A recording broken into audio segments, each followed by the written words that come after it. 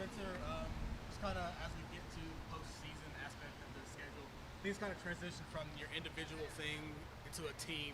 You're trying to build points throughout the weekend. Just kind of talk about that transition of going from you've got to handle something individually, but also contribute to the team. So transitioning to more of working as an actual group and team. Um, I think it's really important as we get into the postseason to remember where we started. It's still the same thing. We're still going out to another track meet to accomplish individual goals, but that add up to a collective kind of result. Um, the only thing that's really different is you know there's there's winners and losers in this, and it's important to win. That's why we're here. So I think we're really going to just go out there and try to accomplish the same thing, be very positive, work together. That's the biggest piece. We're working together right now. So I think that sense of community is what will lead us to be successful during the postseason.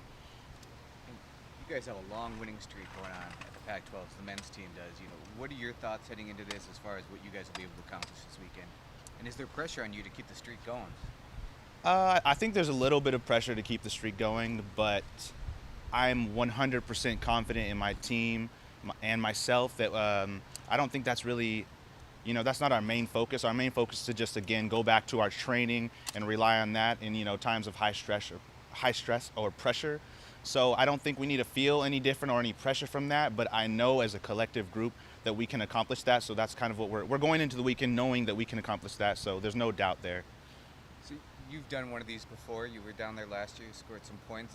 Do you guys kind of do some point counting as the meet's going on? Are you paying attention to the team race at all, or are you just focused on what you got to do?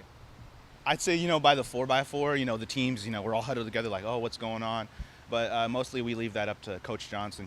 That's more of his thing. Or even so, he leaves that up to the people, as he says in the booth, crunching all the numbers and all that. He's more worried about us and our performance and with us. So we're not too concerned with points, we are concerned with points, but we're not really thinking about that. We're just thinking of, what's the next event and what do we got to do to be successful. How's it been training here without Hayward Field and not having any home meets?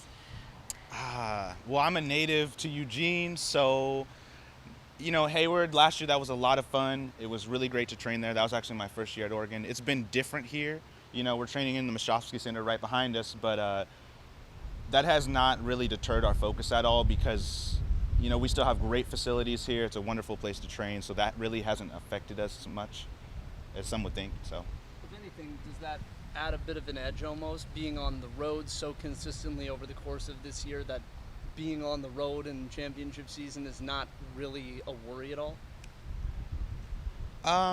Yeah, I'd say being on the road, it's a little bit harder logistically with travel, and we got to travel more, and that kind of weighs on people throughout the season. But we also take it as use it to our advantage of getting out, and we're not using our home court advantage really because Hayward Field, we have a great home court advantage, or home track advantage, whatever you want to call it. But we're using it to our advantage, I think, and just getting out there and still doing what we need to do.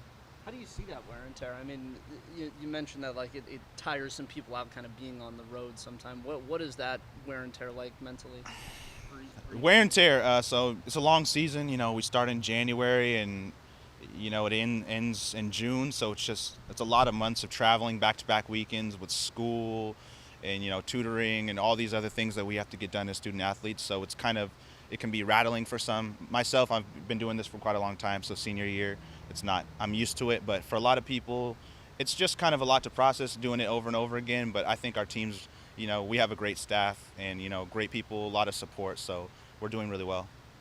The 4x1 has put up some fast times this year. 4x1, yep. Yeah, what's how have you guys gotten better in that? And do you feel like there's still room for improvement? There's definitely still room for improvement. We're really, every meet, we get together and we go for the school record. We haven't got it yet, but that's our goal every single time. And we have great chemistry as a group. And especially for me, I give the baton to Cravon. I'm first leg starting it off. So me and him have a lot of trust in each other. And then him and Riker Daniels have a lot of trust in each other. Then Riker gets the stick to Arain Palmer, and they have a lot of trust in each other as well. So we're a very trusting group. So every meet we go in knowing that we can do better than before. Being a Eugene native, when was the last time you didn't compete at Hayward Field? The last time I didn't Yeah, I mean, compete? the last season, I would imagine that you were at state meets. Yeah, I was at maybe state meets. all-comers meets. I mean, did you? This will probably be the last time I didn't compete there. Would be this year, I This year. guess. This will probably be the first year I haven't competed there since the track is no longer there. But I'd say every year, even though I'm a transfer student, I'd always competed at Hayward every year. So this is Right. actually the first year. Since what, high school? Yeah, since high school, probably since no, even in middle school I competed there. So it's been quite a ride there, but it's up for greater things going forward.